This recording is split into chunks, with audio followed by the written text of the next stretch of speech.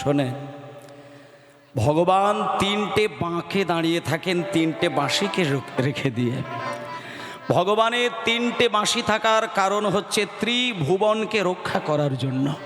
ওমা, একটা বাঁশি তিনি বাজায় স্বর্গকে শান্ত রাখবে বলে, আর একটা বাঁশি তিনি বাজায় মর্তকে শান্ত রাখবে বলে, আর একটা বাঁশি ডাকে পাতালকে শান্ত রাখবে বলে। এবার সকলের নাম ধরে যখন বাঁশি বাজিয়ে উঠল, তখন শ্রীদাম, সুদাম, দাম, বসুদাম, সুবল, মহাবল যত যত বন্ধু ছিল আর 9 লক্ষ গরু ছিল, সবাই এক জায়গায় চলে এলো। শোনেন, এইবার 9 লক্ষ ধেনু আর 24 জন বন্ধু ওই বাঁশির ডাকে একত্রিত হয়েছে। এই মুহূর্তে দেখুন, রাত্রির বেলা গোষ্ঠলীলা কেন গাওয়া হয় এইটা বলছি। বাঁশির ডাকে যখন সবাই এক জায়গায় সমবেত হয়েছে, এবার কৃষ্ণ এক এক করে বলছেন, এই শ্রীদাম, তোর গরু তুই পেয়েছিস? হ্যাঁ সুবল, তোর গরু পেয়েছিস? সবাই বলছে, হ্যাঁ কানাই, আমরা আমাদের গরু বুঝে পেয়ে গেছি। এবার দাদা বলাইকে বলছে, দাদা তোমার গরু পেয়েছো? দাদা দাদা বলাই বলছে, আমিও গরু পেয়ে গেছি। মানে সবার গরু সবাই বুঝে পেয়েছে। কিন্তু কৃষ্ণ কিন্তু সেই দিনকে একটা গরুকে কিন্তু খুঁজে পায়নি। সেই গরুটা কে? সেটা আর কেউ নয়, যার নাম হলো মঙ্গলী। মঙ্গলী নামক একটা ছোট্ট কোলের বাছুরি। এই আস্তায় বাচ্চারা কথা বলছে, এই বাবা কথা নয়, ছোট্ট বাছুরি। সেই দিনকেই তার জন্ম হয়েছিল। গোবিন্দ সেদিন বাছুরিটাকে হাঁটিয়ে হাঁটিয়ে নয়, কোলে করে নিয়ে গেছিলেন। কোলে করে মাঠে নিয়ে গিয়ে একটা কদম গাছের তলায় দাঁড় করিয়ে দিয়ে বাছুরিটার কানে কানে কৃষ্ণ বলেছিল, ওরে বাছুরি, এই যে কদম গাছের তলায় তোকে বসিয়ে রেখে দিয়ে যাচ্ছে, তুই কদম গাছের তলা ছেড়ে বাইরে যেন কোথাও যাবি না। শিবরঞ্জনীর আগে যা, বাইরে যেন কোথাও যাবি না। আমি যখন তোর নাম ধরে শুধু একটাবার বাঁশি বাজাবো না, তুই সেই মুহূর্তে আমার কাছে চলে আসবে। ব্যাস এইটুকু কথা। এখানে বাছুরিটা যে কে আপনারা শুনে নিন তত্ত্বটা। ছোট্ট বাছুরিটাকে বসিয়ে দিয়ে বলেছিল, কদম গাছের তলা ছেড়ে কোথাও যাবি না, তুই কোথাও যাবি না, কোথাও যাবি না। সারাদিন যে যেখানে যাক তুই চুপটি করে বসে থাকবে। ঠিক সন্ধ্যা নামার আগে আমি তোর নামে বাঁশি বাজাবো, তখন তুই আমার কাছে চলে আসবে। কিন্তু বাবা, সেই অবাধ্য বাছুরি কদম গাছের তলা ছেড়ে একটু দূরে যেই গেছে না, দেখলো কি মিষ্টি মিষ্টি ঘাস। আরো এগিয়েছে, আরো মিষ্টি ঘাস, আরো এগিয়েছে, আরো মিষ্টি ঘাস। ওই মিষ্টি ঘাসের লোভে লোভে লোভে লোভে ছোট্ট বাছুরি গভীর জঙ্গলে হারিয়ে গেল। আর এদিকে বিকেল বেলায় যখন কৃষ্ণের বাঁশিটা বেজে উঠল, ওরে মঙ্গলী রে,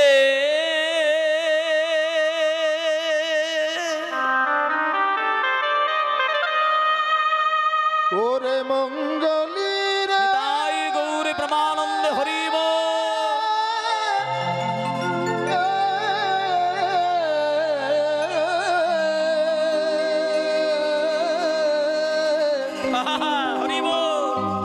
ওরে মঙ্গলী, বাহ, মঙ্গলী রে।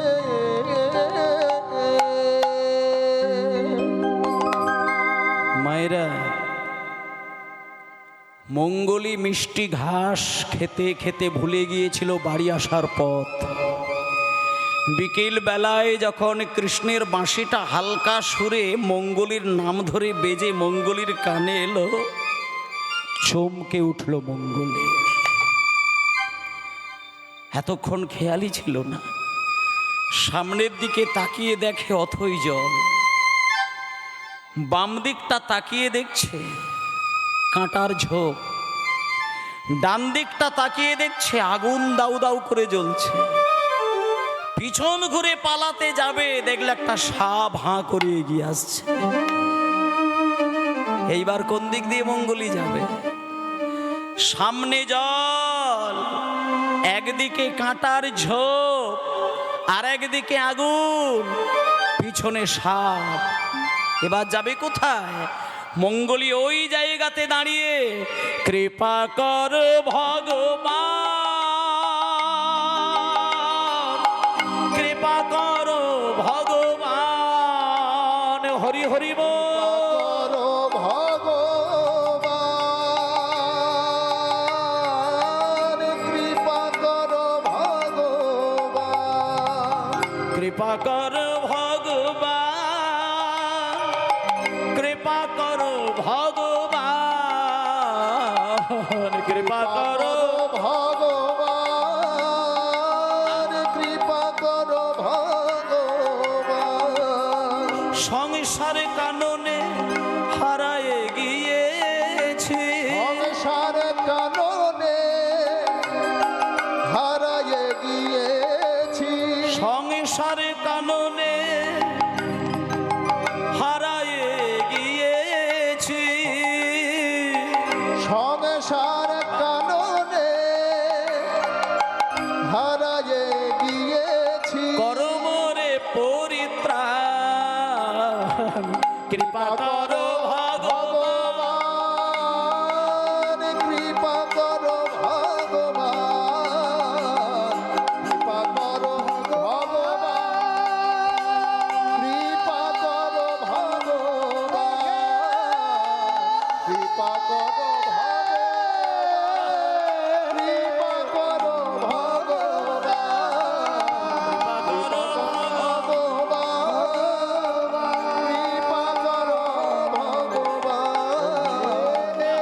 করো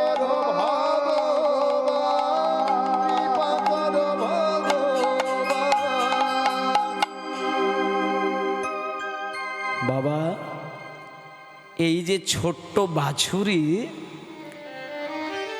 এটা আর কেউ নয়। এই মুহূর্তে যে বাছুরিটার কথা বলা হচ্ছে সেটা আমরা প্রত্যেকেই, সবাই। গোবিন্দ আমাদেরকে ভক্তিরূপী কদম গাছের তলায় বসিয়ে রেখে দিয়ে বলে গিয়েছিল কানে কানে, ওরে এই ভক্তিরূপী কদম গাছের তলা ছেড়ে কোনো দিন কোথাও যেন যাবি না। তুই নিশ্চিন্তে সংসারে থাক, আর কদম গাছের ছায়ায় বসে থাক, ভক্তির ছায়ায়। তুই যদি ভুলেও যাস, যেদিন তোর বেলা শেষ হয়ে যাবে, সেদিন আমি তোর নাম ধরে বাঁশি বাজাবো, তখন তোর আমার কথা মনে পড়বে, তখন তুই আমার কাছে চলে আসবি। কিন্তু মা, আমরা এখানে বলুন, মায়ের গর্ভে মাথা নত করে দুটো পা উপরের দিকে রেখে শঙ্খ চক্র গদা পদ্মধারী নারায়ণকে কিন্তু কথা দিয়েছিলাম যে জন্মগ্রহণ করার পরে আমার এই দেহ, আমার মন, আমার প্রাণ সবকিছু তোমার চরণে নিবেদন করব। কিন্তু আমরা এই যে বাছুরিটা মিষ্টি ঘাস খেতে খেতে গভীর জঙ্গলে হারিয়ে গেল, এই মিষ্টি ঘাস কি? তত্ত্বের দিকে বলছে মিষ্টি ঘাস হলো বিষয়।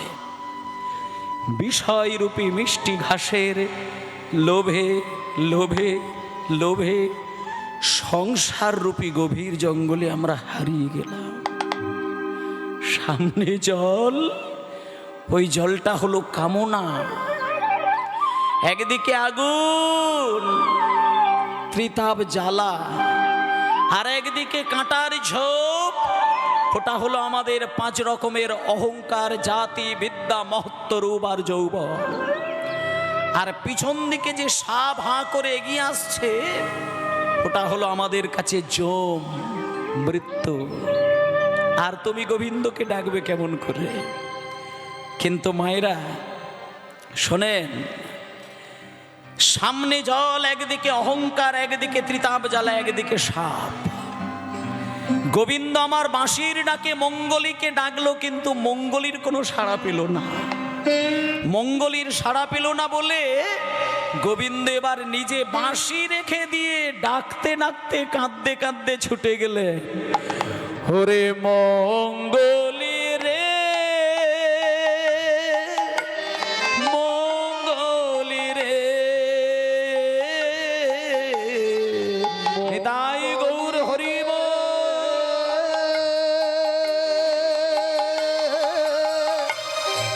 মঙ্গলি রে মঙ্গলি রে আরে মঙ্গলি রে মঙ্গলী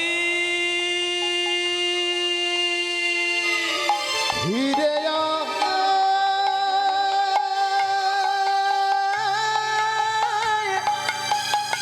ফিরে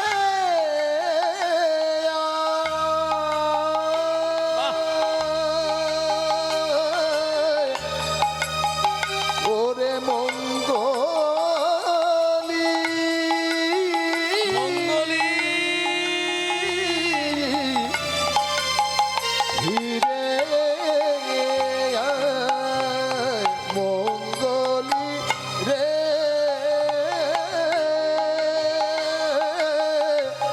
মঙ্গলি রে আয় মঙ্গলী রে, আয় ফিরে আয় মঙ্গলী রে।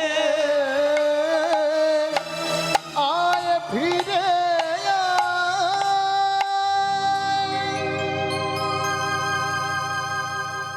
আসলে আমরা সংসার মাঝে স্ত্রী স্বামী পুত্র আত্মীয় স্বজন জমি জায়গা সোনাদানা এইসবের প্রেমে পড়ে গিয়ে আমাদের জগৎ পিতা গোবিন্দকে কিন্তু ভুলে যায়। কিন্তু মায়েরা, ভগবান তো দয়াময়।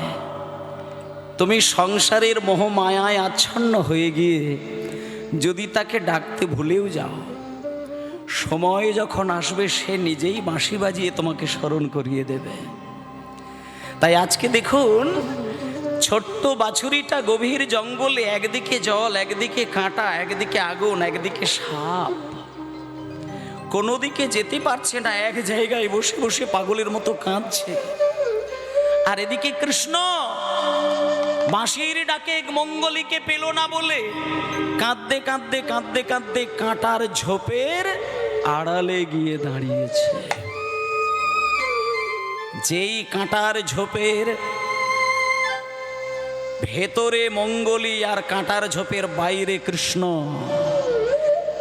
যেই কাঁটার ঝোপের আড়ালে কৃষ্ণ দাঁড়িয়েছে, মঙ্গলী দেখতে পেয়ে চমকে উঠল। কাঁটার ঝোপের ভেতর দিয়ে মঙ্গলী কৃষ্ণকে দেখতে পেলেন। মঙ্গলী ভেতর থেকে একটা শুধু কথা বললেন, একটা কথা, দুটো কথা বলল না, শুধু একটাই কথা ওই কাঁটার ঝোপের ভেতর দিয়ে মঙ্গলী বললেন যে, ঠাকুর তুমি আমাকে বলেছিলে কদম গাছের তলা ছেড়ে কোথাও যাস না, কিন্তু আমি তো তোমার কথা শুনিনি ঠাকুর। আমি লোভের বশবর্তী হয়ে আমি গভীর জঙ্গলে হারিয়ে গেলাম। তুমি কষ্ট করে কেন ছুটে এসেছি ঠাকুর? তুমি এত কষ্ট করে আমার জন্য কেন ছুটে এলে? এই কথা শুনে কৃষ্ণ বললেন, মঙ্গলী তুই ওইখানে দাঁড়া, আমি তোকে কষ্ট করে ঠিক নিয়ে যাব। আমি কাঁটার ঝোপের মধ্য দিয়েই তোকে ফিরে নিয়ে যাব, তুই কিচ্ছু বলবি না। এই বলে মায়েরা কাঁটার আঁচড় খেতে খেতে বলেন বলেন বলেন বলুন। আচ্ছা ঠিক আছে, জয় নিতাই।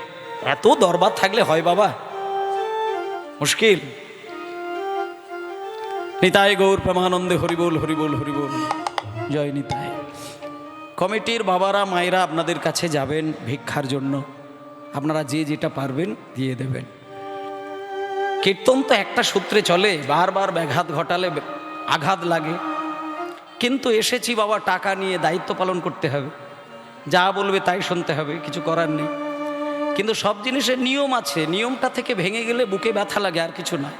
আমি গাইছি, আমার কোনো অসুবিধে নেই, আপনারা শুনছেন, আমার মনে হয় আমার থেকে আপনাদের ব্যথা বেশি লাগছে। এতে করে শ্রবণ আর কীর্তন দুটোতেই ছন্দপতন ঘটে, কিন্তু উনি বলছেন শুনতে হবে। যাই হোক, আপনাদের কাছে যাচ্ছে, আপনারা ভিক্ষা দিয়ে দেবেন। নিতাই গৌর প্রেমানন্দে, হরিবোল হরিবোল, জয় নিতাই। এইবার ভেতরে মঙ্গলী আর বাইরে কৃষ্ণ, মাঝখানে হচ্ছে কাঁটার ঝোপ।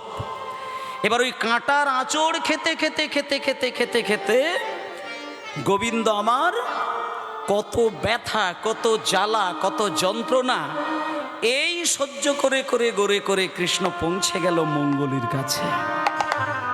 এইবার দেখুন, যেই কৃষ্ণ মঙ্গলীর কাছে গেল, মঙ্গলী শুধু একটা কথা কৃষ্ণকে বলছে কি, যে ঠাকুর একটু পরে বাঘ সিংহ এসে আমায় চিবিয়ে চিবিয়ে খেত, আমি মরে যেতাম, কিন্তু ঠাকুর তোমার তো 9 লক্ষ গরু, তোমার 9 লক্ষ গরু, আমার মতন যদি একটা অবাধ্য বাছুরি হারিয়ে যেত, মরে যেত, তাতে তোমার কি এসে যায় ঠাকুর? আমি তো শুধু একা নই, একটা বাছুর যদি মরে যায় সে তো অবাধ্য, সে তো কথা শুনে না, তাতে কি এসে যায়? তখন কৃষ্ণ বলছে, হরে মঙ্গলী, হাতের 5টা আঙুলের মধ্যে একটা আঙুল যদি কেটে যায় তাতে কি ব্যথা হয় না রে? কোনো মায়ের যদি 3টে সন্তান থাকে, তার একটা ছেলে যদি মরে যায়, তাতে করে মা কি বুকে ব্যথা পায় না? শোন ও মায়েরা, শুনুন, একদিনকে না একটা ছেলে নতুন বিয়ে করেছে, আর নতুন বিয়ে করে মাত্র 21টা রাত পার করেছে, মাত্র 21টা রাত পার করেছে। নতুন বিবাহিতা স্ত্রী রাত্রির 12টার সময় স্বামীকে ডাকছেন, স্বামী স্বামী স্বামী স্বামী। রাত 12টায় যখন স্বামী স্বামী করে ডাকছে, নতুন স্ত্রী তো ধরপর করে স্বামী উঠে পড়ল। এবার স্ত্রীর হাতটা ধরে স্বামী বলছে, তুমি কি কোনো ভয় পেয়েছ? তখন স্ত্রী বলছে, না স্বামী, আমি ভয় পাই না, আমি শুধু এই মাঝরাত্রিতে তোমাকে ডাকাটা কি করছে একটা প্রশ্নের উত্তর নেবার জন্য, তুমি আমায় বলবে? তখন স্বামী বলছে, দেখো গিন্নি, তুমি আমার স্ত্রী, আর ভালোবাসা দিয়ে তুমি আমায় কোনো কিছু প্রশ্ন করলে নিশ্চয়ই উত্তর দেব, বলো তুমি কি বলছো? তখন স্ত্রী বলছে, স্বামী, এই যে আপনি আমাকে বিবাহ করে ঘরে স্ত্রী রূপের মর্যাদা দিয়েছেন, আপনি আমাকে কতটা ভালোবাসেন? তখন স্বামী বলছে, আমি কতটা ভালোবাসি এই উত্তরটা তোমাকে সুন্দর করে সকালবেলা বলবো, এখন তুমি আর কথা বলো না, ঘুমিয়ে পড়ো। যেই বলেছে কথা বলো না, তখন বলছে, মানে স্বামী স্ত্রীর কথা হবে রাত্রিতে, এতে ঘুমিয়ে পড়ার কি আছে? কিছু অসুবিধা আছে কি? তখন স্বামী হাতটা ধরে বলছে স্ত্রীর, গিন্নি, না না অসুবিধে নেই, কিন্তু একটা অসুবিধা আছে। কি জানো? আমার মা বৃদ্ধা হয়ে গেছে, আমার ঘরের ঠিক পাশের ঘরে আমার মা ঘুমায়, মা খুব কষ্ট করে ঠিক রাত্রির শেষের দিকে মাঝরাত করে মা ঘুমায়, মায়ের শরীর ভালো নয়। আমাদের এই কথোপকথন যদি মায়ের কানে যায়, মায়ের যদি ঘুমটা ভেঙে যায়, মা খুব ব্যথা পাবে, খুব কষ্ট পাবে। সেই জন্য আমি বলছি যে এখন তুমি ঘুমিয়ে পড়ো, সকালবেলা বলবো। তখন স্ত্রী বলছে, আমাকে বিয়ে করে নিয়ে এসে মায়ের ভালোবাসা আমাকে দেখাচ্ছ? শোনো, এই মুহূর্তে যদি আমাকে উত্তরটি না দাও, তাহলে আমি এই মুহূর্তে রাত্রিতে বাপের বাড়ি চলে যাব। এই কথাটা যখন বলল, তখন স্বামী বলছে, কিন্নে, আমি তোমায় কত ভালোবাসি বলবো? শোনো, আমি তোমায় এতটাই ভালোবাসি, এই রাত্রিতে আমাকে ভালোবেসে তুমি যা চাইবে তাই তোমার হাতের মুঠোয় নিয়ে এসে দিতে পারে। যেই বলেছে হাতের মুঠোয় দিতে পারি, স্ত্রী তখন সঙ্গে সঙ্গে ছেলেকে বলে দিলেন, স্বামীকে বললেন, স্বামী আপনি যদি আমাকে দিতেই চান তাহলে শোনেন, আপনি সত্যিই দেবেন তো? হ্যাঁ আমি দেব, বলো তুমি কি চাও।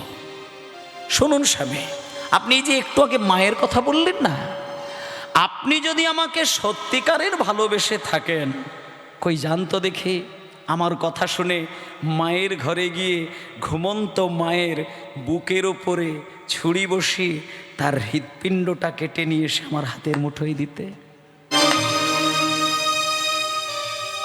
তখন সেই পাগল ছেলে শুধু নিজের নতুন বউয়ের মুখে হাসি ফোটাবে বলে পাশের ঘরে মাঝ রাত্রিতে অন্ধকার আলতো করে দরজাটা খুলে হাতে একটা ছুরি নিয়ে গুটি গুটি পায়ে গিয়ে মায়ের মাথার সামনে ছুরিটা নিয়ে দাঁড়িয়ে থাকল। এবার ছুরিটা নিয়ে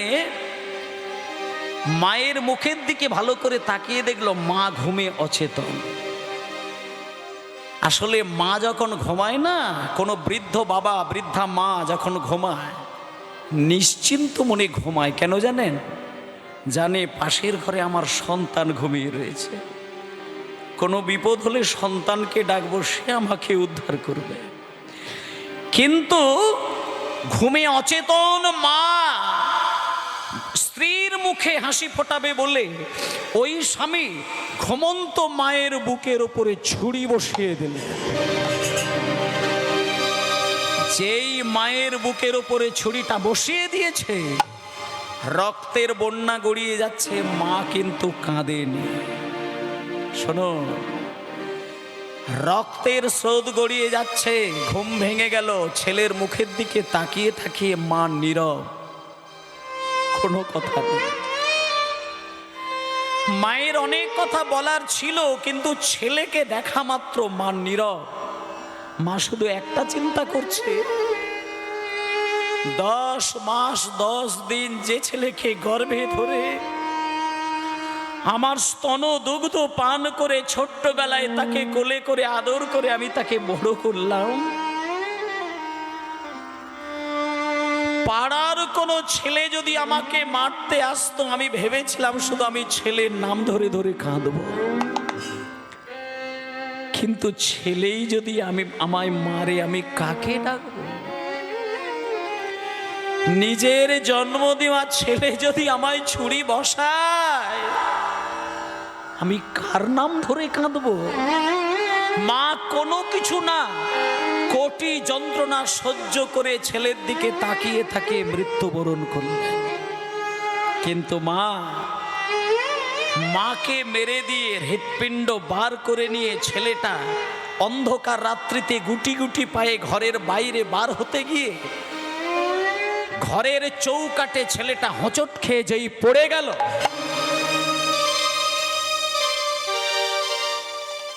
হৃৎপিণ্ডের ভেতর থেকে একটা কথা বেরিয়ে এলো, খোকা তোর লাগেনি তো? যে মায়ের বুক কেটে হৃৎপিণ্ড বার করলো, সেই মায়ের যেন কিছুই ব্যথা লাগলো না। আর ছেলে শুধু হোঁচট খেয়ে পড়ে গেল বলে মায়ের বুকে ব্যথা লেগে গেল। মৃত মায়ের আত্মার ভেতর থেকে বাতাসের মধ্যে যেন কথা বেরিয়ে এলো, খোকা তোর লাগেনি তো? এই হলো মায়ের স্নেহ, এই হলো মায়ের স্নেহ। ছেলে মেয়ের ভালোবাসার মধ্যে অশুদ্ধতা থাকতে পারে, কিন্তু মা বাবার ভালোবাসায় কোনো দিন অশুদ্ধতা থাকে না। শুদ্ধতম হলো মায়ের ভালোবাসা, তেমনি ভগবানের ভালোবাসা। তাই আজকে মঙ্গলী পা চেটে চেটে মঙ্গলী নিজের অঙ্গ নিজে পরিষ্কার করছে। হঠাৎ কৃষ্ণ কাঁটার আঁচড় খেতে গিয়ে মঙ্গলীকে বুকে জড়িয়ে নিয়ে বাড়ি ফিরলেন। তাই আজকে দেখুন মায়েরা, ঠিক আমাদের কাছেও ভগবান কিন্তু আমাদেরকে উদ্ধার করার জন্য কাঁটার আঁচড় খেতে খেতে ভগবান কিন্তু আমাদের কাছে সে হাত বাড়িয়ে দেয়, কিন্তু আমরা চিনতে পারি না, আমরা বুঝতে পারি না। জীবের নিস্তার লাগে নন্দ সুত হরি, ভুবনে প্রকাশন গুরু রূপ ধরি। আমাদের কাছেও কিন্তু ভগবান আসেন, আমাদের জ্ঞানের আলো খোলে না বলে আমরা চিনতে পারি না। আদ্যাপীঠ মায়ের মন্দিরে গেলে দেখবেন নিচে মা সারদা দেবী, তার মাথার উপরে রামকৃষ্ণদেব, তার উপরে রাধা কৃষ্ণের মূর্তি। জগৎকে শিক্ষা দেয় প্রত্যেকটা ছেলে মেয়ের বাড়িতে একটা করে মা সারদা দেবী রয়েছে, সে তার জন্ম দেওয়া মা। আর প্রত্যেকটা সন্তানের ওই যে সারদা দেবীর মাথার উপরে রামকৃষ্ণ, তিনি হচ্ছেন জগৎগুরু। যে মা বাবাকে শ্রদ্ধা করে সে রাধাকৃষ্ণের সেবা না করলেও রাধাকৃষ্ণ হাত বাড়িয়ে তার সেবা গ্রহণ করেন। তাই ভক্তমণ্ডলী মায়েরা, তাই আমাদের কাছে ভগবান আসে, আমরা চিনতে পারি না। গুরু রূপে আসতে পারে, ভিখারি রূপে আসতে পারে, পাগলের রূপে আসতে পারে, যে কোনো রূপে আসতে পারে, আমরা চিনতে পারি না। তাই ওমা আজকে যখন মঙ্গলীকে বুকে জড়িয়ে নিয়ে কাঁদতে কাঁদতে গোবিন্দ শ্রীদাম সুদামের কাছে এসে দাঁড়িয়েছে, শ্রীদাম সুদাম দেখে বলছে, সর্বনাশ কানাই, এই কানাই তুই করেছিস কি? তোর সর্ব অঙ্গে ছেঁড়া কাটার দাগ, আমরা বাড়িতে গিয়ে কি বলবো? কৃষ্ণ বলছে, কাটার জন্য চিন্তা নেই, ছেঁড়া কাটার জন্য চিন্তা নেই রে। আমাকে শুধু ভক্তের ধুলো আমার গায়ে মাখিয়ে দে, ব্রজের ধুলো আমায় গায়ে মাখিয়ে দে, দেখবি সব কাটার দাগ উঠে যাবে। কেন জানিস? কেন জানিস? হে যে ধুলা নয়, ধুলি নয়, গোপী পদ রেণু, এ যে ধুলা নয়, হরি হরি গোপীর পদ রেণু, ধুলা নয়, ধুলি নয়, গোপীর পদ রেণু, ধুলা নয়, ধুলি নয়, গোপী পদ রেণু, ধুলা নয়, ধুলি নয়, গোপীর পদ রেণু, ধুলা নয়, ধুলি নয়, গোপীর পদ রেণু। আবার সেই ধুলা গায়ে মাখে নন্দের বেটা কানু, আবার সেই ধুলা গায়ে মাখে নন্দের বেটা কানু। এবার সবাই একসঙ্গে গরু বাছুর নিয়ে ঘরে ফিরছেন। শ্রীদাম সুদাম দাম পশুদাম সবার দায়িত্বে গরু বাছুর দিয়ে যখনই কৃষ্ণ একটু পাশে এসেছেন, রাধারানীর শ্বশুর বাড়ির সিঁড়ির জানলা দিয়ে রাধারানী নয়ন দিয়েছেন। নয়নে নয়নে প্রাণ গোবিন্দকে আহ্বান করলেন এবং সেই নয়ন মাঝে দর্শন দিয়ে রাধার সঙ্গে কৃষ্ণের মিলন ঘটালেন। আবার সেইখান থেকে ফিরে রাধারানীকে দেখা দিয়ে কৃষ্ণ সখাদের সঙ্গে আবার চললেন। কিবা বনাশয়ে আবত নন্দ দুলালি রে, নন্দ দুলালি রে, বনাশয়ে আবত নন্দ দুলালি রে, নন্দ দুলালি রে, গোধূলি ধূসর শ্যাম কলে বর, গোধূলি ধূসর শ্যাম কলে বর, আরে আজানু লম্বিত বনমাল রে, আজানু লম্বিত বনমাল রে, ও গোয়া জানুল প্রীত বনমাল রে, আজানুল প্রীত বনমাল। তারায় অপলোকে ছেয়ে রইল, অপলোকে ছেয়ে রইল, কতদিন দেখে নাই গো, অপলোকে ছেয়ে রইল, ও গো কতদিন দেখে নাই গো, অপলকে রইল। সবার সঙ্গে দেখা করার পরে শেষে কৃষ্ণ যখন বাড়িতে আসলেন, সঙ্গে সঙ্গে কৃষ্ণের মা যারা ছিলেন তারা কৃষ্ণকে, এইবার মায়েরা হারতি করে নন্দরানী বালক মুখ হেরি, হরি হরি বল, উলুধ্বনি, একটু উলুধ্বনি, হরি হরি বল, आरती करे नंद रानी बालक मुख हेरी आरती करे नंद रानी बालक मुख हेरी रंभा फल धृत प्रदीप पुष्प रचित थारी फल घृत प्रदीप पुष्प रचित था আর आरती करे नंद रानी बालक मुख हेरी आरती करे नंद रानी बालक मुख हेरी हरे मोरे राम कानाई हरे मोर राम कानाई কলিতে হইলা দন চৈতন্য নিতাই চৈতন্য নিতাই আর পঞ্চরসে ভাসাইল অখিল ভুবন পঞ্চরসে ভাসাইল অখিল ভুবন হরি বল হরি বল হরি বল হরি বল নিতাই গৌর হরি বল